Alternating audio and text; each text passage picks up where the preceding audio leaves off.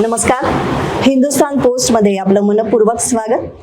आज आपण निमंत्रित केलं आहे मातृसंस्कार आणि मातृशक्ती तांडव अशा अभिनव कल्पना घेऊन अफाट कार्य करणाऱ्या सामाजिक कार्यकर्त्या माधुरी सहस्रबुद्धे यांना. नमस्ते. नमस्कार माधुरीताई. नमस्ते. आपलं हिंदुस्थान पोस्ट मध्ये मनपूर्वक स्वागत. खूप खूप धन्यवाद. 1980 मध्ये ABVPच्या आसाम आंदोलनाला पण सहभागी झालात. हो. त्याच्या पूर्ण वेळ कार्यकर्त्या झाला. ईशान्य भारतात आपण काम केलं. त्याच्यानंतर दिल्ली ते लंडन, दिल्ली ते म्यानमार असा हजारो किलोमीटरचा प्रवास केला. असं अफाट तुमचं कार्य आहे आणि त्या अफाट कार्याविषयी, त्या प्रवासाविषयी मला जाणून घ्यायला नक्कीच आवडेल. तर जरूर. मुळात ही सुरुवात कशी झाली, म्हणजे ABVP मध्ये तुम्ही कशा आला? आसाम आंदोलन हा खूप माझ्या हृदयाला जवळ असलेला विषय होता. तिथल्या ज्या काही गोष्टी आपल्या इथं न्यूजपेपरमधनं येत होत्या ते बघून घेऊन वाटत होतं की बांगलादेशी इन्फिल्ट्रेशन मधनं गव्हर्नमेंट काहीच करत नाहीये. लोकल तिथला जो समाज आहे तो त्याच्या विरुद्ध उभा राहायचा प्रयत्न करतोय, पण त्यांना सपोर्ट पूर्ण भारतातनं कुणी मिळत नाहीये. आणि तो सपोर्ट दाखवायसाठी म्हणून विद्यार्थी परिषदेने खरं तर आंदोलन केलेलं होतं. आणि मला असं वाटलं की या सगळ्या गोष्टींमध्ये माझा सहभाग कुठंतरी असला पाहिजे. आणि म्हणून मी नॉर्थ ईस्ट म्हणजे आसाम आंदोलन हा भाग तिथं जेव्हा गेले ते आंदोलनाला, त्यावेळेला तिथल्या सगळ्या गोष्टी जेव्हा माझ्या स्वतःच्या नजरेने पाहिल्या, त्या काळामध्ये 80s मध्ये आपला महाराष्ट्र त्या मानाने सुधारलेला होता. आसाम हा काहीही डेव्हलपमेंट नसलेला भाग असा होता. त्याच्यामुळे वाटलं असं की अशा पद्धतीनं जीवन जगणारे लोक जे आहेत त्यांना आपला सपोर्ट देणं आणि आपला काहीतरी कॉन्ट्रीब्युशन त्यांच्या डेव्हलपमेंटमध्ये असणं हे आवश्यक आहे. आणि म्हणून कार्य झाल्या विद्यार्थी परिषदेचं काम संपल्यानंतर सुद्धा मी असं सांगितलं की मला फक्त नॉर्थ ईस्ट मध्येच काम करायचं आहे. जर का कोणी मुलगा मला मिळाला नॉर्थ ईस्ट मध्ये काम करणारा तरच मी लग्न करेन, अन्यथा विवेकानंद केंद्राच्या शाळेतर्फे मी जाऊन त्या ठिकाणी प्रचारिका म्हणून म्हणा किंवा शाळेची शिक्षिका म्हणून मी काम करत राहीन, पण मला नॉर्थ ईस्ट मध्येच राहायचंय. पण घरात तसं वातावरण होतं, ती प्रेरणा कुठून मिळाली? म्हणजे वडील संघाचे स्वयंसेवक होते, त्यामुळं काही लोक घरामध्ये येणं, ह्या सगळ्या विषयांवरती चर्चा, आणि वडिलांच्या बरोबरीनं आम्ही कित्येक वेळेला त्या ठिकाणी, म्हणजे मी स्वतः त्यावेळेला त्यांच्या बरोबरीनं बसत होते गप्पा मारायसाठी किंवा ऐकायसाठी. आणि त्या ज्या काही पॉलिटिकल गोष्टींमधलं किंवा सामाजिक गोष्टींमध्ये डिस्कशन्स व्हायची माझ्या वडिलांच्या मित्रांची आणि त्यांची, कधी कधी त्याच्यामध्ये मी माझे पण बालबुद्धीला जसं समजेल तसं माझे मी हे देत होते, इनपुट्स देत होते. आणि त्यामुळं तो एक वेगळा विषय ज्याला म्हणायचा की आपल्याला काय आयुष्य जगायचं आहे लक्षात आलेला होता. या सगळ्यामध्ये मला असं वाटतंय की जेव्हा मी परिषदेचं काम करायला सुरुवात केली त्यावेळेला आपल्या इथं वर्ल्ड कप चाललेला होता आणि माल्कम मार्शल हा जमिनीमध्ये तोंड घालून रडत असलेला फोटो पेपरमधनं वगैरे आलेला होता. विद्यार्थी परिषदेचे जे सदाशिवराव देवधर, जे मला पितृतुल्य आहेत आजही, ते मला भेटायला आले. तोपर्यंत मी अजिबात मानत नव्हते या कुठल्या गोष्टींना. इच्छा तर होती पण मानत नव्हते. पण त्यांनी जेव्हा सांगितलं की माल्कम का रडला, आणि त्यांनी मला तो खिलाडू वृत्ती जी आहे ती कुठंतरी देशाशी जोडली, आणि तो क्लिक जो होता, म्हणजे तो म्हणजे चेंजिंग पॉइंट ज्याला म्हणतो आपण, टर्निंग पॉइंट आयुष्याचा, हा होता. आणि मग मी विद्यार्थी परिषदेचं पूर्णकाल काम करायला सुरुवात केली. लातूरमध्ये 3 वर्ष पूर्णकाली होते. त्याच्यानंतर कर्मधर्म संयोगांनी मी जी डिमांड केलेली होती नॉर्थ ईस्ट मध्येच राहायचं आहे, त्याच्यामध्ये माझे श्रीमान जे आहेत हे तिथल्या एका इंजिनिअरिंग कॉलेजमध्ये शिकवत होते, आणि त्यामुळे त्यांच्याशी गप्पा झाल्या. आणि जनरली गप्पांमध्ये लग्न ठरायच्या वेळेला बऱ्याच काही गोष्टी होतात. मी त्यांना एकच प्रश्न विचारला, नॉर्थ ईस्ट मध्ये राहणार आहेस ना, सोडून यायचं नाहीये ना, आणि बस. आणि त्यांनी नॉर्थ ईस्ट मध्ये राहणाऱ्याला हो म्हणलं, मी ते ऍक्सेप्ट केलं. आणि तिथून खरं तर नॉर्थ ईस्टचा माझा संबंध हा सुरू झाला. मग इटानगरमध्ये तुमच्या कामाची? इटानगरमध्ये कारण यांची इन्स्टिट्यूट जी होती गव्हर्नमेंटची नेरिस्ट म्हणून. तर ती इटानगरमध्ये होती, north eastern regional institute of science and technology. तर तिथं ते गव्हर्नमेंटचा जॉब करत होते आणि मी ट्रायबल लोकांच्या मध्ये आपलं काम करत होते. त्यांना एकत्रित जोडायचं काम करत होते. तिथं गेल्यानंतर मिशनरी लोकांचे जे त्या ठिकाणी गोष्टी चाललेल्या होत्या त्या खूप प्रामुख्यानं नजरेसमोर आलेल्या होत्या. कशा पद्धतीनं फसवून आपल्या लोकांचं मतपरिवर्तन केलं जात आहे हे पण लक्षात आलेलं होतं. आणि त्यामुळे वाटलं की शाळा जी आहे ही शाळा आणि शिक्षण हे त्यातलं चांगलं माध्यम असू शकतं. आणि म्हणून शाहीयारी विद्यानिकेतन, शाहीयारीचा अर्थ आहे तिथल्या ट्रायबल भाषेमध्ये लक्ष्मी. त्यांच्याकडे अनफॉर्च्युनेटली सरस्वती मातेचं नाव नाहीये, पण लक्ष्मीला मात्र ते शाहीयारी म्हणतात. त्यामुळं कुणीतरी देवी आहे ह्या यानं शाहीयारी विद्यानिकेतन म्हणून आम्ही ती शाळा चालू केली. शाळेमध्ये 600 मुलं होती, 60 मुलं हॉस्टेलमध्ये होती. शाळेची एकूण बघून म्हणजे ज्या पद्धतीनं आम्ही शिकवत होतो त्या ठिकाणी, ज्याला होलिस्टिक अप्रोचने शिकवणं ज्याला म्हणतात, तशा पद्धतीनं शिकवत असल्यामुळं जवळपासच्या 3 गावबुढांनी, गावबुढा म्हणजे त्या गावाचा प्रमुख असतो. अरुणाचलमध्ये बघितलं असेल तर आपल्याला माहिती, एवढे मोठाले दाव त्यांच्या पाशी असतात. जरा विरुद्ध झालं की दाव मानेवरती चालतो. पण त्या लोकांना माझी शाळा खूप आवडली आणि त्या 3 गावबुढांनी बोलवून घेऊन 10 एकरची एक लँड 3 गावांच्या मध्यातली ही मला डोनेट केली.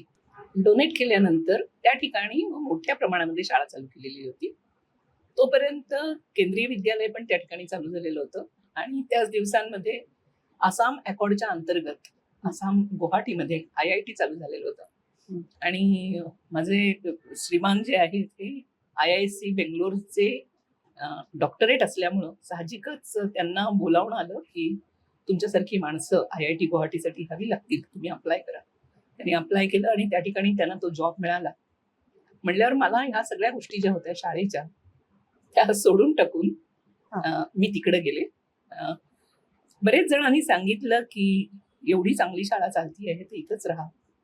पण माझ्या मुलांच्यासाठी आणि मुलगा आणि मुलगी मला जे आहेत त्यांना आई वडिलांचं दोघांचंही प्रेम मिळालं पाहिजे. मग त्याच्यासाठी एक जण कमावता आहे तर आपण सॅक्रिफाईस करायला काही हरकत नाही.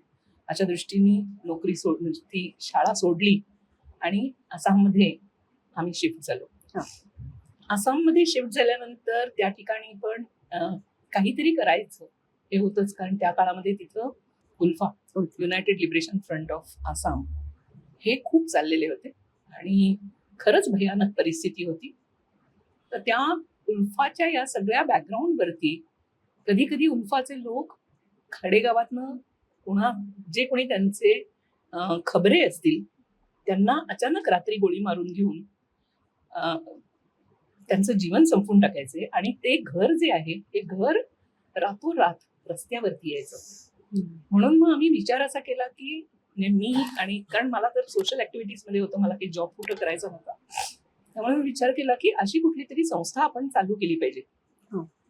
बाय दॅट टाइम महर्षी विद्या मंदिर म्हणून जे आहे त्या महर्षी विद्या मंदिरमध्ये 5 वर्ष मी शाळेमध्ये शिक्षिका म्हणून काम केलं.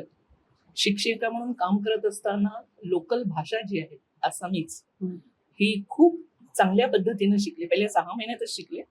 म्हणजे त्याचा फायदा असा झाला की मी आजही जरी आसामीज बोलायला लागले आणि माझी चेहरापट्टी पण थोडीशी आसामीज लोकांची सारखी, तर मला कोणीही म्हणत नाही की मी आसामीज नाही आहे. तर अशा पद्धतीनं त्या ठिकाणी शाळेमध्ये नोकरी आणि एक संस्था स्वयंपूर्ण म्हणून एक संस्था चालू केली, ज्याच्या माध्यमातून त्यांच्या रस्त्यावरती आलेल्या मुलांना, कारण त्यांना शाळेतनं सुद्धा कधी कधी शाळा घाबरायच्या, त्यांना ऍडमिशन नव्हती मिळत किंवा ती घेतली तरी सुद्धा मुलांना खूप वेगळ्या पद्धतीनं बघितलं जायचं. म्हणून त्या मुलांच्यासाठी म्हणून कॉम्प्युटर असेल, मॅथमॅटिक्स असेल, इंग्लिश असेल, म्हणजे जेणेकरून जे चांगले विषय आहेत, जे कॉम्पिटेटिव्ह सब्जेक्टसाठीचे विषय आहेत, त्याच्यामध्ये आम्ही त्यांना पारंगत करायचा प्रयत्न करत होतो. आणि सायमल्टेनियसली त्यांच्या ज्या आया होत्या मदर्स, त्यांना सिल्क विविंग मध्ये, जनरली तिथं प्रत्येक घरामध्ये कॉटन तर विणलं जातं, प्रत्येक घरामध्ये हाल असतो. हाल म्हणजे माग असतो, हातमागाचा असतो. आणि बाईला जर का म्हणजे विणता आलं नाही, माझ्या तोंडात आसामी शब्द येत आहेत, विणता जर का आलं नाही तर तिचं लग्न व्हायचं नाही, अशी परिस्थिती होती त्या हा. काळामध्ये. तर त्यांना आम्ही त्यांच्या ज्या कॉटन विणण्याच्या ज्या गोष्टी होत्या त्याच्यामध्येच थोडीफार डेव्हलपमेंट करून हम्म. खर्च न येईल असं बघून त्याच्यावरती आम्ही त्यांच्याकडनं सिल्क विणवून घेतलेलं होतं. हम्म. आणि ते बरेच वर्ष चाललं. मला वाटते जवळपास आम्ही आसाममध्ये 12 वर्ष होतो, 11-12 वर्ष होतो. आणि त्या ह्याच्यामध्ये त्या सगळ्या स्वयंपूर्णाच्या गोष्टी ज्या आहेत, मग नाबार्ड तर्फे, खादी ग्रामोद्योग तर्फे काही प्रोजेक्ट्स घेऊन खेडेगावातनं जाणं करणं, या सगळ्या गोष्टी पण चाललेल्या होत्या. आणि तिथल्या समाजामध्ये जे काही वाईट गोष्टी आहेत त्या नीट करायचा, त्याला आधार देण्याचा प्रयत्न आम्ही केला. आसाममध्ये मी जेव्हा शाळेमध्ये नोकरी करत होते त्यावेळेला 15 ऑगस्ट 26 जानेवारीला कधीही फ्लॅग होइस्टिंग ज्याला म्हणतात, ध्वजारोहण, ही मुलांना माहितीच नव्हतं. ही किती ध्वजवंदन सालची गोष्ट आहे? ही मला वाटते आम्ही तिथं गेलो होतो 95 साली. त्याच्या आधी अरुणाचलमध्ये होतो. तर 95 ते 2005 आम्ही त्या भागामध्ये होतो. 2005 पर्यंत ही हा, परिस्थिती नाही. होती. नाही, म्हणजे इव्हन मी ज्या शाळेमध्ये शिकवायला जायची त्या शाळेमध्ये सुद्धा ध्वजारोहण, ध्वजवंदन हा जो प्रकार असतो हा कधीही अटेंड केलेला नव्हता. IIT मध्ये छोट्या प्रमाणावरती त्या कॅम्पसमध्ये व्हायचा कार्यक्रम आणि त्याच्यामध्येच आम्ही फक्त जात होतो. पण हे सगळं बघितल्यानंतर मला असं वाटलं की कधी ना कधीतरी आपण हा जो बॅरियर आहे की ध्वजारोहण करून देत नाहीत आणि मुलांना विजयी विश्व तिरंगा प्यारा आणि तो ध्वज जेव्हा 15 ऑगस्टला वरती जातो किंवा 26 जानेवारीला त्या ठिकाणीच तो अनफर्ल होतो, हे माहीतच नाहीये. म्हणजे आपल्या भारतामध्ये आपलाच ध्वज आणि मुलांना कशाचीच कल्पना नाहीये. म्हणून 2000 मला वाटतं 2 किंवा 3 साली असेल, आम्ही तिथे लोकल जो एरिया होता, गोरामारा म्हणून त्याचं नाव होतं, त्या ठिकाणच्या सगळ्या पेरेंट्सना मी मीटिंग घेतली आणि मीटिंगमध्ये त्यांना सांगितलं की आम्ही तुम्हाला तुमच्या मुलांना गाणी शिकवणार आहोत, डान्स शिकवणार आहोत. त्यांना ध्वजारोहण, ध्वजवंदन म्हटलं असतं तर शिकले नसते, पण गाणी शिकवणार आहोत, डान्स शिकवणार आहोत आणि आपण 15 ऑगस्टला हा कार्यक्रम करायचा आहे, कल्चरल कार्यक्रम करायचा आहे. मुलांनी खूप उत्साहाने तयारी सुरुवात केली. दररोज संध्याकाळी आम्ही भेटायचो.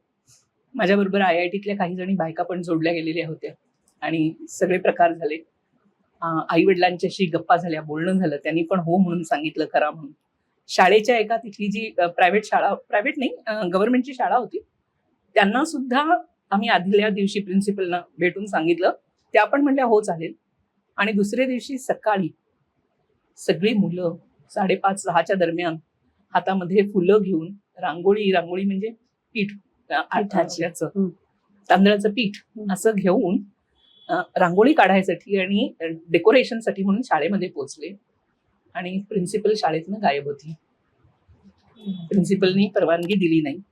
खूप वेळ प्रयत्न केला आम्ही, पण ती अजिबात दरवाजा उघडायला तयार नव्हती. आणि जेव्हा तिथले जे घोरामाराचे प्रमुख होते, गावबुढा ज्याला म्हणतात अशा पद्धतीचे, ते जेव्हा तिथे गेले तेव्हा त्यांनी सांगितलं की मला धमकी आली आहे काल की मी जर का तुम्हाला मदत केली तर कदाचित मी संपून जाईन आणि मला माझं आयुष्य अशा पद्धतीनं संपवायचं नाहीये, त्यामुळे मी तुम्हाला मदत करू शकत नाही. हे ऐकल्यानंतर मुलांना आम्ही थोडंसं चिथवलं, म्हणजे करावं लागतं, आणि मुलं रडायला लागली की आमचा आता कार्यक्रमच नाही होऊ शकणार आहे. आणि जवळपास महिनाभर तयारी करत आलेले होते ते. त्यामुळं त्यांच्या आई वडिलांनी सांगितलं की आमच्या मुलांसाठी त्यांचा आनंद जो आहे हा मला सर्वोपरी आहे, त्यामुळं हा कार्यक्रम होणार, तुम्ही जो कार्यक्रम आखलेला आहे हा कार्यक्रम होणार. आणि ते त्यांनी आपल्याच गावातली एक जंगल, तेव्हा सगळं जंगल होतं, आसामच पूर्ण जंगल होतं, एका एरियातले सगळे बांबूचं बन होतं, ते कट केलं, 4 बांबू काढून 4 बाजूला फिक्स करून टाकले आणि सांगितलं की हे तुमचं स्टेज आहे. समोरच्या बाजूला जी खाली जागा होती त्या ठिकाणी म्हणले इथं प्रेक्षक बसतील, तुम्ही इथं कार्यक्रम करा ग्राउंड लेवलला. तोपर्यंत 11:30 झाले ते. जनरली आपल्याकडं ध्वजवंदन जे आहे हे लवकर केलं जातं, पण आम्ही हा सगळा विचार न करता ज्या वेळेला त्या मुलांना परमिशन म्हणजे आई वडिलांनी सगळ्या गोष्टी करून दिल्या, त्यावेळेला का तो ध्वजारोहण ज्याला म्हणतो आपण हे केलं. त्यांना पहिल्यांदा विजयी विश्व तिरंगा प्यारा जनगण मन हे म्हणायला चान्स दिला आणि मुलं खूप खुश होती, गावकरी पण खूप खुश होते. पण संध्याकाळच्या वेळेला माझ्या घरी फोन आला. हम्म. आसामीज मध्ये बोलत होता माणूस हम्म. आणि तो सांगत होता की आम्ही सांग तुम्हाला मी बघून घेईन तुला. तू जे काही करती आहेस हे काही योग्य नाहीये आणि कुठूनही गोळी येऊन तुला लागेल. धमकी दिली मला.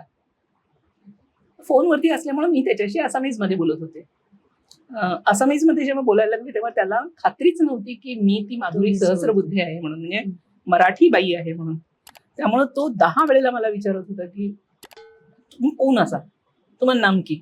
मी म्हणायचे की होय माधुरी सहस्रबुद्धे बाबा, तुम्ही हसून घरी ये आणि चहा पी माझ्या बरोबर, तुला कळेल मी कोण आहे ते, माझं घर माहितीये ना तुला. अशा पद्धतीनं त्याला विचारलं. आणि शेवटी तो जेव्हा अरेरावीच्या भाषेमध्ये माझ्याशी बोलायला लागला तेव्हा मात्र मी त्याला सांगावं लागलं की तुला जे योग्य वाटतं आहे ते तू काम कर, मला जे योग्य वाटतंय ते मी काम करणार आहे. आपण दोघंही बघूया कुणाचं काम योग्य आहे ते. तुझ्या गोळीमध्ये जर का माझं नाव लिहिलं असेल तर मी कुठंही नसताना सुद्धा मला ती गोळी लागणार आहे आणि मी मरणार आहे. आणि असे तुम्ही कित्येक जणांना, इनोसेंट लोकांना पण मारलेलं आहे. आणि जर का तुझ्या गोळीवरती माझं नाव नसेल लिहिलेलं त्यांनी वरच्यांनी, तर तू समोर येऊन जरी मला मारायचा प्रयत्न केलास तरी सुद्धा मला ती गोळी लागणार नाही. त्यामुळे आता तू फोन खाली ठेव, मी तुला माझ्या घरचा पत्ता देतेय, सरळ चहासाठी घरी ये, आपण चहा पिऊया आणि over a cup of T आपण डिस्कस करूया. त्या दिवसानंतर मात्र मग कोणी त्रास दिला नाही. मी अशीच एकटी फिरायची स्कूटरवरनं किंवा कारनी तिथल्या 4 एरियाज मधनं. आणि त्या काळामध्ये बरपेटा असेल किंवा नौगाव असेल, मंगलदोई असेल, हे सगळे थोडेसे हॉट एरियाज, म्हणजे रेड अलर्ट एरियाज होते या सगळ्या दृष्टीने. कारण घराघरात त्या ठिकाणी अल्फाचे लोक असायचे. पण जेव्हा आपण त्यांना कन्व्हिक्शननी सांगतो तेव्हा मला असं वाटलं की फरक होतो. म्हणजे कमसे कम मी तरी आज तुमच्या समोर बसलीये. नाही पण हे धाडस लहानपणापासून होतं आणि असं म्हणायला घरी सांगितलं होतं का फोन आला ते? नाही, म्हणजे माझ्या मिस्टरांना सुद्धा बरीच वर्ष माहिती नव्हतं, आई वडिलांना पण माहिती नव्हतं. कारण ह्या सगळ्या गोष्टी जर का मी सांगितल्या असते तर कदाचित माझं फिरणं त्यांनी बंद केलं असतं आणि ज्या कारणासाठी म्हणून मला नॉर्थ ईस्ट मध्ये जाऊन काम करायचं होतं ते होऊच शकलं नसतं. आणि त्यामुळे त्यांना न सांगताच मी काम करत राहिले. नंतर अर्थात कोणाशी तरी असेच गप्पा मारत असताना त्यांच्या लक्षात आलं आणि मग त्यांनी चौकशी केली की काय नक्की झालं तो म्हणून. पण मिस्टरांचा खूपच सपोर्ट आहे या सगळ्या बाबतीमध्ये. त्यांना माहिती आहे की बायको जी आहे ती, मला कधी कधी ते चंडी म्हणतात. म्हणजे खऱ्या अर्थानं खरं तर स्त्रियांनी तेच रूप घ्यायची वेळ आहे आता. म्हणजे ती ताकद, ती शक्ती आणि ते जे एक उग्र रूप आहे हे माझ्यामध्ये कधी कधी येतं, हे मला पण माहिती आहे. आणि त्याच्यातनं बरेच प्रॉब्लेम्स सॉल्व्ह होत राहतात. मग पुढचा प्रवास तुमचा? त्याच्यानंतर आसाममधनं जेव्हा आम्ही सुटलो त्यावेळेला एक झालेलं होतं की आसाममध्ये असताना समहाऊ मनामध्ये असं असायचं की दुर्लक्षित भाग आहे आणि पिछडलेला भाग आहे आणि आपण त्या ठिकाणी काहीतरी जाऊन करणार आहोत. म्हणजे थोडा मीपणा माझ्यामध्ये आलेला होता. मी जाऊन त्या ठिकाणी त्यांचं जीवन बदलणार आहे हा एक अहम भाव आलेला होता. पण जेव्हा तिथल्या सगळ्या गोष्टींचं, ज्याला म्हणतात ना की आत्मपरीक्षण करणं खूप आवश्यक असतं, तसंच एका कुठल्या तरी कार्यक्रमामध्ये भाषण ऐकत असताना आत्मपरीक्षणाच्या, आणि मी बसले आणि मी विचार केला की मी जे काही करते आहे पैसा अडका, कारण त्या ठिकाणी जे लोक होते त्यांना 4-5 हजाराची नोकरी जरी असली ना तरी सुद्धा ते खूप सुखात असायचे. त्याचं कारण त्या ठिकाणची जी घरं होती आणि फॅमिली सिस्टीम जी आहे, म्हणजे सामाजिक परिस्थिती, ती खूप अमेझिंग ज्याला म्हणून असं होतं. घराच्या समोर पुखरी म्हणजे पाण्याचं तळ, त्याच्यामध्ये त्यांचे मासे पिकले जायचे, म्हणजे वाढवले जायचे. घराच्या ह्या बाजूला, डाव्या बाजूला, उजव्या बाजूला भाज्या सगळ्या, पाठीमागच्या बाजूला धान खेती, पाठीमागच्या बाजूला परत जर का एखादं तळ असेल तर सिंगाडा वगैरे जे असतं हे तिकडं उगवत असायचे. आणि घराच्या दरवाजाच्या उजव्या बाजूला किंवा डाव्या बाजूला त्यांचा हाल असायचा, रोटी कपडा और मकान. सगळ्या गोष्टी ज्या आपण खरं तर ज्याच्यातनं भांडणं चालू होतात, इतका समाधानी समाज तो होता. आणि मला असं वाटायला लागलं की मी जाऊन त्या ठिकाणी त्या लोकांच्या मनामध्ये ग्रीड तर निर्माण करत नाहीये ना. ती जी म्हणजे जी भावना आहे, मला जास्त मिळालं पाहिजे म्हणून ही करतीये का काय असं वाटलं. आणि त्या दिवसापासून मी त्या समाजामध्ये शिकायला सुरुवात केली. तोपर्यंत मला समहाऊ असं वाटत होतं की मी महाराष्ट्राहून गेलेली आहे, म्हणून मी काहीतरी त्यांना देणार आहे, मी ग्रेट आहे. पण चांगल्या पद्धतीने त्यांनी माझा तो जो इगो होता तो चांगला तासून काढला. आणि खूप शुक्रगुजार आहे त्या लोकांची या बाबतीमध्ये. कधी कोणी मला येऊन आरडाओरडा करून सांगितलं नाहीये, पण ज्या काही गोष्टी त्या आत्मपरीक्षणाने मला मिळाल्या त्या वर्णन नाही करू शकत अशा पद्धतीचे. दुसरं मला इथे अगदी नक्की सांगावंसं वाटतंय की तुमच्या घरून तुम्हाला पूर्ण सहकार्य होतं तुमच्या यजमानांचं, अगदी. पण त्यांच्यामुळेच तुम्हाला इतक्या ठिकाणी जाता आलं, हो. इतका प्रवास करता म्हणजे मी आला. नेहमीच म्हणते की I am so lucky to have a husband like Anil. Hmm. कारण त्यांनी जर का परमिशन दिली नसती किंवा त्यांनी जर का अडंगा घातला असता तर मला पहिल्यांदा फॅमिलीमध्ये घरामध्येच फाईट करावी लागली असती. ती कुठंच मला फाईट नाही करावी लागली. हम्म. कारण मला असं वाटतंय की याच्या सगळ्यामध्ये आमचा जो डायलॉग असतो, बोलणं जे असतं, हा पण एक खूप मोठा विषय आहे. पती पत्नींच्या मध्ये डायलॉग, संवाद संवाद खूप आवश्यक आहे. आपण काय विचार करतो हे त्यांना जर का कळलं आणि त्यांना कॉन्फिडन्स वाटला की जे करेन ते ठीकच करेन, तर ते नक्की मदत करतील. नुसतंच जर का जाऊन आम्ही सांगायला सुरुवात केली क्याऊ क्याऊ करून तर ते मदत नाहीत करणार. आणि त्यामुळं आमच्यातला संवाद खूप चांगला आहे, आजही आहे.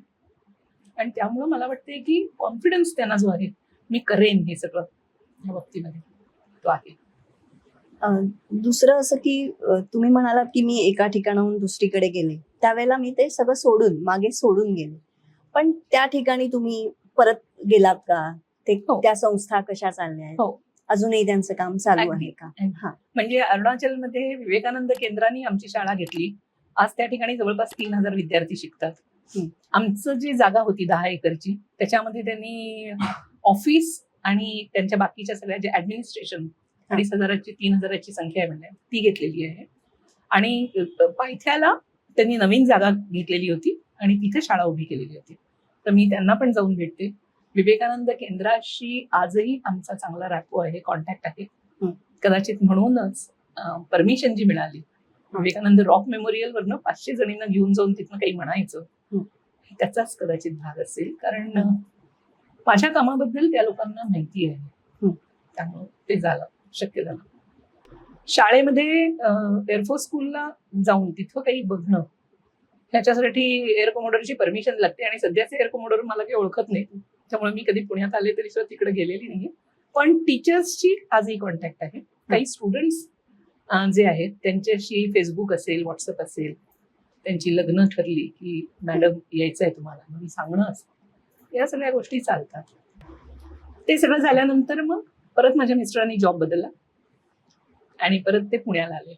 म्हणजे तेव्हा त्या ठिकाणी ते डेप्युटी डायरेक्टर म्हणून होते. तिथं कॉलेज ऑफ इंजिनिअरिंग पुणे जे आहे COEPचं, त्यांना त्या ठिकाणी कोणीतरी डायरेक्टर चांगला हवा होता असं कळलं. आणि मला वाटतंय त्यांना सांगितलं गेलं की तू कुठल्याही परिस्थितीमध्ये पुण्यामध्ये यायचं आहेस आणि त्या कॉलेजला मीट करायचं आहे. मग तिथेच तुम्ही एअरफोर्स स्कूलमध्ये मुख्याध्यापक. बिलकुल बिलकुल. परत सगळं तिथं जे सेट होतं माझं झालेलं, स्वयंपूर्ण असेल, त्या सगळ्या फॅमिलीच्या बरोबरचं असेल, ते सगळ्याच्या सगळं आमच्या ज्या सेक्रेटरी होत्या बोंदिता बायदेव म्हणून, बायदेव म्हणजे बाई आपण म्हणतो तशा, बोंदिता सैकिया, त्यांना मी ते देऊन टाकलं. आणि त्यांना म्हटलं की तुम्हाला कसं चालवायचं असेल पुढच्या गोष्टी त्या तुम्ही चालवा तुमच्या कपॅसिटी प्रमाणात, मला आता जावं लागणार आहे. आणि पुण्याला आले. पुण्याला आल्यानंतर खूप मोठा कल्चरल शॉक होता मला. मी तेव्हा पुण्याला आले तेव्हा पुण्याचं 2005-6 साली मी पूर्ण 22 वर्ष आसाममध्ये राहिलेली होते. त्यामुळं तेव्हाचं पुणे किंवा तेव्हाचा महाराष्ट्र मी सोडलेला, 87ला सोडला. 87 साल ते 2005 साल महाराष्ट्र पूर्ण बदलून गेलेला होता. आणि एका पद्धतीनं ज्या सगळ्या वाईट गोष्टी आहेत त्या भारतामध्ये, महाराष्ट्रामध्ये लोकांच्या मध्ये, मग ती साधी रस्त्यावरनं चालत असतानाची गोष्ट असेल, गाड्या काढण्याची गोष्ट असेल, शिस्त. दुसऱ्याचा विचार नाही, मला हवंय, म्हणजे हा जो एक स्वार्थीपणा मला इथं दिसला. आणि हा आधी नव्हता. 87 मध्ये जेव्हा मी ह्या ठिकाणाहून गेलेली होते त्या ठिकाणी, तर सांगली असेल, पुणे असेल, ह्याच्यामध्ये एक शिस्तबद्धता होती, ती कुठंच दिसेना. आणि मी थोडीशी अंतर्मुख झाले. मला कळतच नव्हतं की मी काय करायचंय. पण त्यावेळेला दुसरी टर्म यांना मिळाली, माझ्या मिस्टरांना. आणि मग दुसरी टर्म मिळती आहे असं कळल्यानंतर मग मी त्यांना सांगितलं की आता मी काहीतरी करते. आणि एक ऍडव्हर्टाइजमेंट आलेली होती एअरफोर्स स्कूलची. तर मी म्हटलं अप्लाय करून बघूया, झालं तर झालं, नाही झालं तर ठीक आहे. तिथं अप्लाय केलं मी. तिथं मला तिथले जे एअर कमोडर होते त्यांनी मला प्रश्न विचारला, आणि की suppose there are few children and they are unruly, they are not listening to anyone, how are you going to control. आता असा प्रश्न विचारल्यानंतर मी त्यांना सांगितलं की there is no hard and fast rule for this. कुठलाही असा हार्ड अँड फास्ट रूल नाहीये. त्या मुलाची मानसिकता आधी माहिती करून घेणं आवश्यक आहे. प्रत्येक व्यक्तीचं पर्सनॅलिटी ही वेगळी असते. ती जेव्हा बघत असते त्यावेळेला, ती जेव्हा राहत असते तेव्हा तिच्या आजूबाजूची जी वातावरण असतं त्याचा पण परिणाम त्या मुलांच्यावरती होत असतो. आणि त्याच्यामुळं असा कुठलाही हार्ड तुम्हाला मी आत्ता बसून घेऊन सांगणार नाही, पण एक नक्की सांगू शकेल की if you look at the problem with motherly attitude, आईच्या भावनेनं जर का तुम्ही त्या मुलांच्याकडे बघितलं तर कुठलाही प्रॉब्लेम, मग तो प्रॉब्लेम राहणार नाहीये. त्याचं सोल्युशन अगदी सहजतेनं निघू शकणार आहे. आणि समाव त्यांना ते उत्तर खूप आवडलं. म्हणजे आई मातृत्वाच्या भावनेनं जर का बघायचं असेल, हे असं उत्तर कुठंच दिलं नव्हतं. म्हणून 40 एक बायका इंटरव्ह्यूला आलेल्या असताना आणि माझा कुठलाही एअरफोर्सशी कनेक्ट नसताना, जनरली त्या ठिकाणी आपल्या लोकांना ते जनरली प्रेफर करतात, मला ती त्यांनी जॉब ऑफर केली. आणि जवळपास 5 वर्ष खूप चांगल्या पद्धतीनं इथली एअरफोर्स स्कूल चंदननगर म्हणून जी आहे ती शाळा चांगल्या पद्धतीनं चालवली. संख्या पण खूप वाढली, 12वी पर्यंत शाळा झाली. म्हणजे एका अर्थाने प्रिन्सिपल म्हणून त्या ठिकाणी जे हवं होतं त्या सगळ्या डेव्हलपमेंट्स. आणि सगळ्यात महत्वाचं की मुलं शाळेमध्ये भयंकर खुश असायची. जी आधीच्या वेळेला मुलं यायला तयार नसायची शाळेमध्ये. ते पेरेंट्स मला सांगायचे की हे सॅटर्डे संडे भी वो कभी कभी बोलते हैं की स्कूल में जाना है. सो हा जो डायलॉग आहे हा त्याच्यावरती देतो. पण परत मला वाटतंय की माझ्या मिस्टरांना परत दिल्लीमध्ये बोलवलं गेलं. तोपर्यंत माझा मुलगा मोठा झालेला होता, IIT मधनं तो शिकायला गेलेला होता, मुलगी फर्ग्युसन मध्ये शिकत होती. आता मुलांची मला काळजी नव्हती, कारण मुलं आपल्या पायावरती उभं राहिलेली होती. त्यामुळे जेव्हा त्यांनी दिल्लीला जायचं ठरवलं त्यावेळेला वय वर्ष 50. मी त्यांना सांगितलं, माझ्या मिस्टरांना, आयुष्य 100 वर्षाचं, 50 हा पीक. त्यामुळे आता जे आहे, किती वर्ष माझ्या हातात आहेत माहिती नाही, त्यामुळं 50 ते 100, 50च्या 50 वर्ष मिळतील, कदाचित 10 वर्ष मिळतील, कदाचित 20 वर्ष मिळतील. हे आता माझं लाईफ. मला जे करायचं आहे ते मी करणार. त्यांनी पण मान्य केलं. मला ते खूप रागवायचे, केस कापू नको म्हणून. पहिला जो घाला मी घातला तो केस कापून आले, बॉयकॉट करून टाकला होता. कारण का तर मला तो कॉन्फिडन्स येणं खूप आवश्यक होतं की आता मी कुणाच्याही ताब्यात नाहीये, आणि हा कॉन्फिडन्स येण्याची खूप गरज असते. त्याच्यानंतर माझ्या ज्या काही मैत्रिणी होत्या, 2 जणी, उष्मा पंडित आणि भक्ती साठे, त्या दोघींना नॉर्थ ईस्ट बघायचा होता आणि माझ्या नजरेतून बघायचा होता. कारण मैत्रिणी होत्या, मी त्यांना नॉर्थ ईस्टच्या या सगळ्या गप्पा सांगायची आणि त्या नेहमी मला म्हणायचे की we would like to see north east through your eyes. म्हणजे तू जे दाखवतीस ते बघायचंय. नेमकं त्या काळामध्ये आपल्या इथं पुण्यामध्ये, मुंबईमध्ये, दिल्लीमध्ये आणि बेंगलोरमध्ये या नॉर्थ ईस्टच्या मुलांना मारहाण झालेली होती आणि खूप प्रकरण मोठं पेटलेलं होतं. मग ते त्यांचं खाण्यापिण्याचे प्रकार असतील किंवा त्यांचं राहणीमान असेल किंवा अन्य काही गोष्टी असतील. पण तरी सुद्धा त्यांना मारपीट करणं हे त्याचं उत्तर नव्हतं. हम्म. आणि मला ते कुठंतरी लागलं मनाला आणि मी म्हणलं की आपण जाऊया आता अभ्यास करूया की या मुलांना अशी ट्रीटमेंट का दिली जाते. उद्या जर का ही मुलं आपल्याकडे इतके शिकायला येत आहेत, उद्या इथनं वाईट गोष्टी मनामध्ये पकडून घेऊन गेले तर चिकन नेक पासून भारत तोडायला वेळ नाही लागायचा. हार्डली 2 बिघा जमीन आहे ती, मला वाटते 24 किलोमीटर पण नाही. कसं शक्य आहे. म्हणजे बॉर्डर एरियाज मध्ये आपल्याला काम करणं खूप आवश्यक आहे. नॉर्थ ईस्टचा तर अनुभव तर होताच. म्हणून मग दिल्ली ते म्यानमार म्हणजे म्यानमारमध्ये तामू म्हणून एक विलेज आहे जिथं तुम्हाला विसा नसताना सुद्धा तुम्ही जाता जाऊ येतं. शकता अशी ऍडमिशन ते देतात. त्यामुळे दिल्ली ते म्यानमार नॉर्थ ईस्ट मध्ये पुरा फिरून परत दिल्ली असा जवळपास 7,000 किलोमीटरचा प्रवास आम्ही त्यावेळेला केला. खूप वेगळे वेगळे अनुभव आले. एका ठिकाणी नागालँड आणि मणिपूरच्या बॉर्डरवरती पोलीस ड्रेसमध्ये काही मुलं उभारलेली होती आणि सगळ्यांना लाईन मध्ये उभं केलेलं होतं, जायला देत नव्हते, गाड्या थांबवलेल्या होत्या. आम्ही पण गाडी घेतली आणि पाठीमागे जाऊन थांबलो होतो. आम्ही तिघीच जणी बायका होतो. 2 मिनिटाच्या आत मला वाटतं आम्ही उभारलोच होतो अजून ब्रेक लावून. 2 मिनिटाच्या आत एक छोटासा मुलगा 17 वर्षाचा आला आणि आरडाओरडा करत म्हणला की you can't stop here, take the vehicle out and go. तर मी त्याला म्हणलं की but the vehicles will come from front, it's a narrow road, so if any accident will occur who will be taking. त्यांनी लगेच पुढच्या गाड्या थांबवल्या, आम्हाला जाऊन दिलं. जसं जाऊन दिलं पुढं 2 किलोमीटर पुढे गेल्यानंतर तिथले माझ्या काही ओळखीतले सरेंडर्ड अल्फा ज्याला म्हणतो त्या काळातले असे काही लोक होते. त्यांना फोन लावला. मी म्हणलं की असं असं मला या ठिकाणी अडवलंय आणि आता जायला म्हणून सांगितलंय. म्हणजे आसामीज मध्ये झालं बोलणं. तुम्हाला पैसे नव्हे जा बोले, तू लोगे लोगे उलाय जावा. म्हणजे तुला सांगितलंय ना जायला, लगेचच्या लगेच तू तिथनं निघ, तिथं थांबू नकोस आणि नंतर मी तुला फोन करतो. तिथून आम्हाला तामूला जायचं होतं. तामूला जाऊन येऊन सगळं बघून घेऊन म्हणजे इम्फाला युनिव्हर्सिटीमध्ये मीटिंग वगैरे झाल्या आमच्या.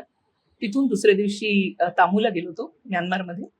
तिथल्या सगळ्या गोष्टी बघून घेऊन चुराचांदपूरला आम्ही आलो होतो. त्यावेळेला मी त्यांना फोन केला परत, सांग बघू मला काय झालं असं का म्हणून. तर त्यांनी सांगितलं की ते जे सगळे मुलं होती ती ISCNF ची मुलं होती. म्हणजे ISCNचं एक फॅक्शन आहे, त्याची मुलं होती. आणि जनरली ही सगळी मुलं बायकांना कधीही त्रास देत नाही. त्यांनी बघितलं तुमच्या गाडीमध्ये तुम्ही फक्त 3 बायका आहात आणि म्हणून तुम्हाला त्यांनी पुढे जायला सांगितलं. तू आता कुठे आहेस? तर मी सांगितलं की मी चुराचांदपूरमध्ये आहे. चुराचांदपूरमध्ये काय चाललंय तुझं? तर मी म्हणलं की त्याच वेळेला नेमके चुराचांदपूरच्या हॉटेलमध्ये आम्ही जस्ट चेक इन करून थांबलेलोच होतो. तर एक गुट आला 7-8 मुलांचा, यंग मुलांचा, आणि त्यांनी एन्क्वायरी करायला सुरुवात केली. जशी पोलीस एन्क्वायरी होते तशा पद्धतीनं. कहाँ से आए हैं, from where have you come, why have you come, why you want to visit वगैरे वगैरे सगळ्या गोष्टी त्यांना सांगितल्या आम्ही. आणि आम्हाला उद्या इथून आयझॉलला जायचंय. नहीं जा सकते. मैंने बोला क्यों नहीं जा सकते? तो बोले कि कल संडे है, तो संडे आप नहीं जा सकते, no travel, no vehicles on the road. मैंने बोला ऐसे कहाँ लिखा है? तो बोले वो लिखा जो है वो हम लोग बता रहे हैं, सो नहीं जा सकते. आयडिया मला अंदाज आला हा ग्रुप कुठला आहे तो. आणि आता त्या ठिकाणी काय डिसिजन घ्यायचा. मग आम्ही म्हणलं की आम्ही आतमध्ये जातोय, 2 मिनिटं तुम्ही विचार करा, आम्ही पण विचार करतो आणि येतो. आम्ही तिघींनी ठरवलं जे व्हायचं असेल ते होऊ देत, आपण जायचं, घाबरायचं नाही. म्हणून माझा तो आसामचा अनुभव त्यांना सांगितलेलाच होता. त्या पण दोघी डेअरिंग थोड्याशा असल्यामुळं त्यांनी सांगितलं आणि आम्ही गेलो. परत ती मुलं आली. त्यावेळेला दुसरा पण ग्रुप आला. चुराचांदपूर पासून आयझॉलला जाताना एक 350-400 किलोमीटरचा रस्ता आहे आणि एक 250 किलोमीटरचा रस्ता आहे शॉर्ट. मला सांगितलं गेलं की इस रास्ते पर हम तुम्हें मदद नहीं करेंगे, वो रास्ता जो है वो मदद कर सकते हैं. तो मदद कर सकते हैं मैंने क्या करना है, तो तुम्हें हमारे प्रोफेसर को मिलना पड़ेगा. ठीक है, हम आते हैं ना प्रोफेसर को मिलने के लिए. क्या पढ़ाते हैं? इंग्लिश पढ़ाते हैं. चलो. हे कोण होते सगळे? कुकीज. कुकीज जात म्हणजे जी आहे तर माझ्याकडं नावं विसरले, पण एकाचं नाव मला वाटतं सांगू नये अशा ठिकाणी नाव वगैरे, हरकत नाही. पण लोकल मुलं होती. आणि त्यांनी प्रोफेसरकडे घेऊन गेले मला. त्या प्रोफेसरनी मला सांगितलं, समजवायचा प्रयत्न केला. आम्ही ऐकलं नाही. आम्ही आमच्या मतावरती ठाम राहिलो. म्हणल्यानंतर त्यांनी इव्हन आम्हाला हे पण विचारलं की आप क्या पद्मनाभ आचार्य जी का कुछ काम करते है क्या, म्हणजे संघ किंवा अशा ह्याचं. तर आम्ही ठरवलेलं होतं की कुणालाही आपले पत्ते ओपन करायचे नाही. तेव्हा आम्ही म्हणलो, कोण पद्मनाभ आचार्य, जेव्हा की मला माहिती होतं. आणि सांगून त्या ठिकाणी करून त्यांना काही आयडिया न देता आम्ही ठामपणानं राहिलो. म्हणल्यानंतर त्यांना आम्हाला सांगावं लागलं की मैं ये डिसिजन नहीं ले सकता, so now we have to go to church father. चला, आम्ही हे धाडस दाखवल्याशिवाय आतमध्ये काय काय गोष्टी चालतात भारतामध्ये हे कसं कळणार नाही. खरंय. म्हणून मग आम्ही म्हणलो चला चलेंगे, उनको मिलने के लिए चलते, हम उनको भी समझा देंगे की हमारा इंटेंशन गलत नहीं है. त्याने आम्हाला घेऊन गेले. त्या फादर तर त्यांचा स्पेशल मास चालला होता म्हणून ह्याच्यामध्ये बिझी होते चर्चमध्ये. त्यांची बहीण होती त्या ठिकाणी आणि ती बहीण ज्या पद्धतीनं सगळ्या गोष्टी करत होती वगैरे, पासमध्ये रिव्हॉल्वर वगैरे पण असं सगळं होतं तिच्या. ती त्यांच्याशी बोलत होती. अर्धा पाऊण तास त्या लोकांच्याशी कुकी भाषेमध्ये बोलल्यानंतर ते आमच्याकडे आले. आम्ही तिघी बसलो होतो त्यांना. आणि मग त्यांनी आम्हाला विचारलं की why you want to travel on Sunday. आणि जे कारण खरं होतं तेच मी त्यांना सांगितलं. Have you listened, have you heard that यहाँ के जो बच्चे हैं उन लोगों को भारत में बाकी जगहों पर मारते हैं. मुझे तो वहाँ के बच्चे पता है, उनकी मेंटालिटी पता है, लेकिन मुझे यहाँ की मेंटालिटी पता ही नहीं है. तो वो स्टडी करने के लिए आई हूँ मैं, एंड आई थिंक कि you will help me in that. आपको अगर कुछ पता है तो आप भी हम लोगों को बोल सकती हैं. हमने आणि मग तिनं विचारलं मला की कुठं कुठं जाऊन आलात. मग आम्ही ज्या कॉलेजेसमधनं जाऊन आलो होतो, कॉलेजेसमध्ये स्टुडंट बरोबर इंटरॅक्शन करून आलेलो होतो, त्या सगळ्या गोष्टी त्यांना सांगितल्यानंतर त्या बाईला चांगलं वाटलं. आणि तिनं सांगितलं की इस बार में आपको छोटा रोड नहीं दे सकते हैं क्योंकि वी कंट्रोल ऑन 350 और 400 किलोमीटर का जो रास्ता है that is we are controlling. So मी विचारलं वी म्हणे हू. त्याने नाव पण सांगितलं, झोंबी. झोंबी. हसली ती मुलगी, यंग मुलगी होती. येस म्हणली, पण ह्या रस्त्यानं तुम्ही गेलात तर तुम्हाला काही त्रास होणार नाही आणि मी 2 माणसं माझी तुमच्याबरोबर देते. त्यातला तो एक लेमली म्हणून होता, तो आमच्याबरोबर आलेला होता. सगळ्या रस्ताची कंडिशन बघितली, तिथल्या हालाखीची परिस्थिती बघितली. म्हणजे त्या सगळ्या भागामध्ये बॉर्डर एरिया जो बोलते 4-4 फुटाचा 3-3 फुटाचा चिखल, खाली मोठाले बोल्डर्स आणि त्याच्यातून ट्रक जाऊ शकेल, कार स्कूटर व्यक्ती जाऊच शकणार नाही. रस्ता अशा पद्धतीनं की ह्या बाजूला व्हॅली, या बाजूला व्हॅली. चुकून जर का गाडी स्किड झाली तर व्हॅलीमध्ये, म्हणजे सोक्षमोक्ष तुमचा. अशा पद्धतीच्या याच्यातनं जात असताना एका ठिकाणी आम्ही चहासाठी थांबलो होतो आणि तिथल्या त्या म्हाताऱ्या माणसाने आमचे डोळे उघडले. त्यानं सांगितलं, त्यानं त्यांच्या भाषेमध्ये सांगितलं आणि त्या लेमलीने मला ते ट्रान्सलेट करून सांगितलं. तो म्हणला, इन लोगों को दिखाना हम कैसे कंडिशन में जीते हैं. आणि खरोखरच जेव्हा मी त्या कंडिशन बघितल्या, परत आले, तेव्हा माझ्या घरच्या लोकांच्या समोर, काही लोकांच्या समोर मी म्हणलं की मी जर का त्या ठिकाणी राहिले असते, माझा तर स्वभाव आहेच आहे थोडासा अग्रेसिव्ह, मी सुद्धा गन हातामध्ये घेतली असती. कारण माणसांनी राहण्यासारखी परिस्थिती तुम्ही त्यांना दिलीच नाही. साहजिकच त्या लोकांना म्हणजे आजारी पडलं, शाळेला जायचं असेल, खाणं पिणं घ्यायचं असेल, तरी सुद्धा तुम्हाला त्या सगळ्या किचडमधनं जावं लागणार आहे. राहतील कसे ते लोक. आणि हा विचार मला नाही वाटत आहे कधी कुणी केलेला होता. आज फॉर्च्युनेटली जे आत्ताचं गव्हर्नमेंट आहे आणि नितीनजी आहेत गडकरी रस्त्याचे, त्यांनी खूप सुंदर रोड तयार केलेला आहे आणि आज त्या ठिकाणी काहीच त्रास नाहीये. सगळे रोड नीट झालेले आहेत. पण त्यावेळेला आम्ही ज्या वेळेला गेलो होतो, 2 वर्षानंतर झाले ते रोड चांगले, पण आम्ही ज्या वेळेला गेलो होतो तेव्हा मात्र ती हलाखीची परिस्थिती होती. म्हणजे परिस्थिती कारणीभूत असते. परिस्थिती कारणीभूत असते.